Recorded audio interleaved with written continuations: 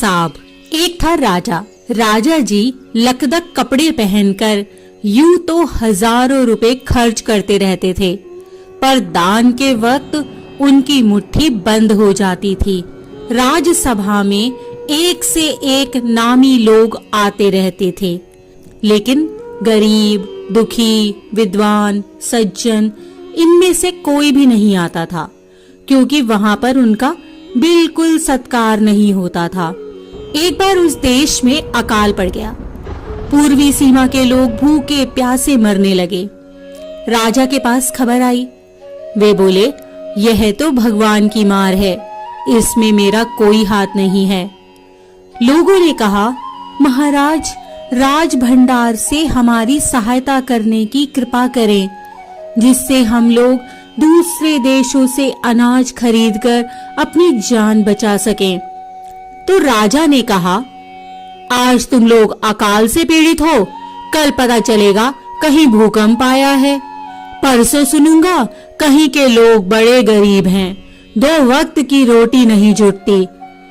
इस तरह सभी की सहायता करते करते जब राज भंडार खत्म हो जाएगा, तब खुद मैं ही दिवालिया हो जाऊंगा। यह सुनकर सभी निराश होकर लौट गए। इधर अकाल का प्रकोप फैलता ही जा रहा था। न जाने रोज कितने ही लोग भूख से मरने लगे। लोग फिर राजा के पास पहुंचे। उन्होंने राजसभा में गुहार लगाई, दुहाई महाराज, आपसे ज्यादा कुछ नहीं चाहते, सिर्फ 10,000 रुपए हमें दे दें तो हम आधा पेट खाकर भी जिंदा रह जाएंगे। राजा ने कहा, 10,000 रुपए भी क्या तुम्हें बहुत कम लग रहे हैं? और उतने कष्ट से जीवित रहकर लाभ ही क्या है? एक व्यक्ति ने कहा, भगवान की कृपा से लाखों रुपए राजकोष में मौजूद हैं, जैसे धन का सागर हो। उसमें से एक आध लोटा ले लेने से महाराज का क्या नुकसान हो जाएगा? राजा ने कहा, राजकोष में अधिक धन है तो क्या उसे दोनों हाथों से लुटा दूं? एक अन्य व्यक्ति ने कहा, महल में प्रतिदिन हजारों रुपए इन सुगंधित वस्त्रों, मनोरंजन और महल की सजावट में खर्च होते हैं। यदि इन रुपयों में से ही थोड़ा सा धन जरूरतमंदों को मिल जाए तो उन दुखियों की जान बच जाएगी। यह सुनकर राजा को क्रोध आ गया। वह गुस्से से बोला, खुद भिखारी होकर मुझे उपदेश दे रहे हो? मेरा रुपया है, मैं चाहे उसे उबाल कर खाऊं चाहे तल कर, मेरी मर्जी।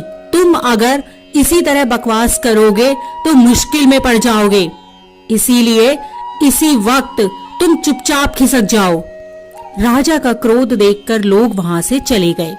राजा हंसते हुए बोला, छोटे मुंह बड़ी बात, अगर 100-200 रुपए होते तो एक बार सोच भी सकता था। पहरेदारों की खुराक 2-4 दिन कम कर देता और यह रकम पूरी भी हो जाती, मगर 100-200 से इन लोगों का पेट नहीं भरेगा। एकदम 10,000 मांग बैठे। छोटे लोगों के कारण नाक में दम हो गया है। यह सुनकर वहां उपस्थित लोग हाँ हूं कहकर रह गए, मगर मन ही मन उन्होंने भी सोचा, राजा ने यह ठीक नहीं किया। जरूरतमंदों की सहायता करना तो राजा का कर्तव्य है। 2 दिन बाद न जाने कहां से एक बूढ़ा सन्यासी राजसभा में आया। उसने राजा को आशीर्वाद देते हुए कहा, दाता कर्ण महाराज, बड़ी दूर से आपकी प्रसिद्धि सुनकर आया हूँ, सन्यासी की इच्छा भी पूरी कर दें। अपनी प्रशंसा सुनकर राजा बोला, जरा पता तो चले तुम्हें क्या चाहिए, यदि थोड़ा कम मांगो तो शायद मिल भी जाए। सन्यासी ने कहा, मैं तो सन्यासी हूँ, मैं अधिक धन का क्या करूँगा? मैं राजकोष से 20 दिन तक कुछ मामूली भिक्षा प्रतिदिन लेना चाहता हूँ।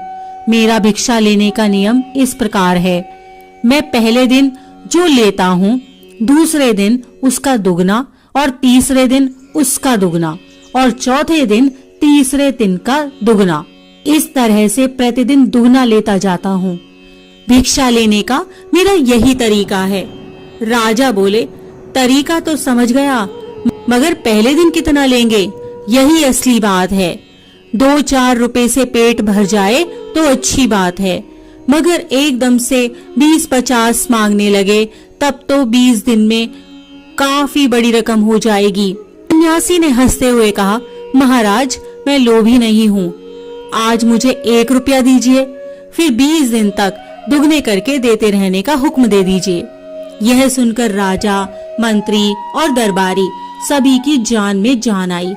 राजा ने हुक्म दे दिया कि सन्यासी के कहे अनुसार 20 दिन तक राजकोष से उन्हें भिक्षा दी जाती रहे।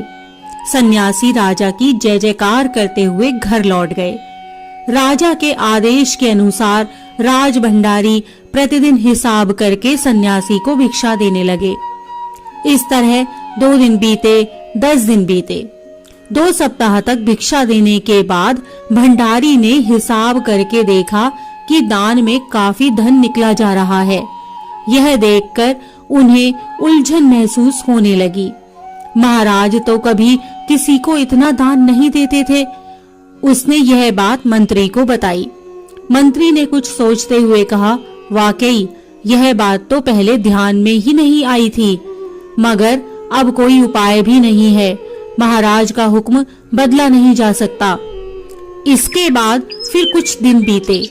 भंडारी फिर हड़बड़ाता हुआ मंत्री के पास पूरा हिसाब लेकर आ गया। हिसाब देखकर मंत्री का चेहरा फीका पड़ गया। वह अपना पसीना पोंछकर, सिर खुजलाकर, दाढ़ी में हाथ फेरते हुए बोला, यह क्या हो रहा है? अभी से इतना धन चला गया है तो फिर 20 दिनों के अंत में कितने रुपए होंगे? भंडारी बोला, जी पूरा हिसाब तो नहीं किया है। मंत्री ने कहा, तो तुरंत बैठकर अभी पूरा हिसाब करो। भंडारी हिसाब करने बैठ गया। मंत्री महाशय अपने माथे पर बर्फ की पट्टी लगाकर तेजी से पंखा झलवाने लगे। कुछ ही देर में भंडारी ने पूरा हिसाब कर लिया। मंत्री ने पूछा, कुल मिलाकर कितना हुआ? भंडारी ने हाथ जोड़कर कहा, जी 10,48,575 रुपए। मंत्री को गुस्सा आ गया और बोला, मजाक कर रहे हो? यदि सन्यासी को इतने रुपए दे दिए तब तो राजकोष खाली हो जाएगा। भंडारी ने कहा, मजाक क्यों करूंगा, आप ही हिसाब देख लीजिए।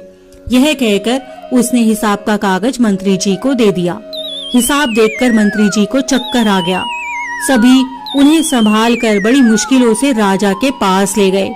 राजा ने पूछा, क्या बात है? मंत्री बोले, महाराज राजकोष खाली होने जा रहा है। राजा ने पूछा, वह कैसे? मंत्री बोले, महाराज सन्यासी को आपने भिक्षा देने का हुक्म दिया है, मगर अब पता चला है कि उन्होंने इस तरह राजकोष से करीब 10 लाख रुपए झटकने का उपाय कर लिया है। राजा ने गुस्से से कहा, मैंने इतने रुपए देने का आदेश तो नहीं दिया था, फिर इतने रुपए क्यों दिए जा रहे हैं? भंडारी को बुलाओ। मंत्री ने कहा, जी सब कुछ आपके हुक्म के अनुसार ही हुआ है, आप खुद ही दान का हिसाब देख लीजिए। राजा ने उसे 1 बार देखा, 2 बार देखा, उसके बाद वह बेहोश हो गया। सब परेशान हो गए। काफी कोशिशों के बाद उन्हें होश में आने पर लोग सन्यासी को बुलाने दौड़े। सन्यासी के आते ही राजा रोते हुए उनके पैरों पर गिर पड़ा। बोला, दुहाई है सन्यासी महाराज, मुझे इस तरह जान माल से मत मारिए। जैसे भी हो एक समझौता करके मुझे वचन से मुक्त कर दीजिए। अगर आपको 20 दिन तक भिक्षा दी गई तो राजकोष खाली हो जाएगा, फिर राजकाज कैसे चलेगा? सन्यासी ने गंभीर होकर कहा, इस राज्य के लोग अकाल से मर रहे हैं, मुझे उनके लिए केवल 50,000 रुपए चाहिए। वह रुपया मिलते ही मैं समझूंगा कि मुझे मेरी पूरी भिक्षा मिल गई है, बस मुझे और कुछ नहीं चाहिए। राजा ने कहा, परंतु उस दिन एक आदमी ने मुझसे कहा था कि लोगों के लिए 10,000 रुपए ही बहुत होंगे। सन्यासी ने कहा, मगर आज मैं कहता हूँ कि 50,000 से 1 पैसा कम नहीं लूंगा। राजा गिड़गिड़ाया, मंत्री गिड़गिड़ाए, सभी गिड़गिड़ाए, मगर सन्यासी अपने वचन पर डटा रहा।